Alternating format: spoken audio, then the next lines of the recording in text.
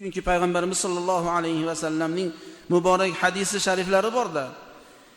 Thalathu da'awatin yustajabu lahunna la shakka fihin da'watul mazlum va da'watul musafiri da'watul validi liwaladihi. 3 guruh odamning duolari ijobat ekanligida shak shubha yo'q. Kim? Mazlumning duosi ijobat, musofirning duosi ijobat, ota-ona bola uchun qilayotgan duosi ijobat. Ota-onani shu darajada ehtiyot qiling. Musofir odam qiyinchilikda, mashaqqatda, qiyinchilikda tirikchilik qilyapti, qiylanyapti. Shu qiyinchiliklarda Alloh menga baraka ber, gunohimni kechir, oilamni tinch qil, palonlarning mana hojatini bergin deb musofir duo qilayotgan bo'lsa, duosi ijobat bo'ladi. Mazlum kim? Zulmlangan.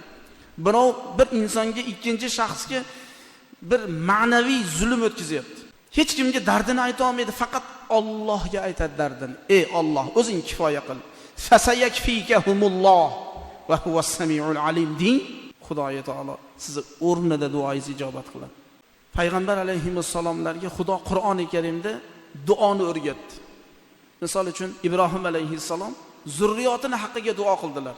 Robbij'alni muqimas-solati va min zurriyati robbana taqabbal du'a. Robbana va taqabbal du'a deb duo qildilar. Ey Parvardigor, meni zurriyotimdan namozni to'kis ado qiladigan zurriyotlarni chiqargin Parvardigor. Meni zurriyotimdan namozni mukammal o'qiydigan, namozni sunnat va mustahabbotlarni o'z o'rnida ado qiladigan namozxon zurriyotni chiqargin Parvardigor. Sen duolarni ijobat qiladigan zotsan Parvardigor.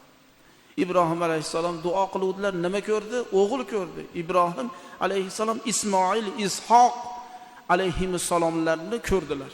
Duolari Robbij'alni muqimas-solati va min zurriyati, zurriyotimdan namozni parpo qiladigan, namozni o'z o'rnida ado qiladigan, mukammal namoz o'qiydigan zurriyotni chiqargin deb duo qiluvdilar.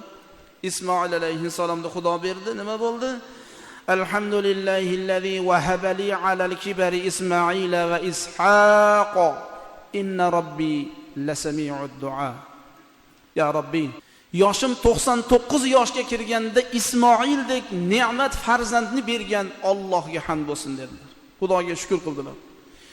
Yoshim 120 ga kirganda Ishoqdek farzandni bergan Allohga hamd va sanolar bo'lsin deb Allohga shukr qilib duo qildilar. Farzandni xuddi shunday deb so'rashimiz kerak ekan. Alloh menga ham solih namoz o'qiydigan, zurriyotimdan seni rizoligingni topishga harakat qiladigan soliha zurriyotlarni bergin deb so'rashlik bu har birimiz uchun lozim bo'lar ekan.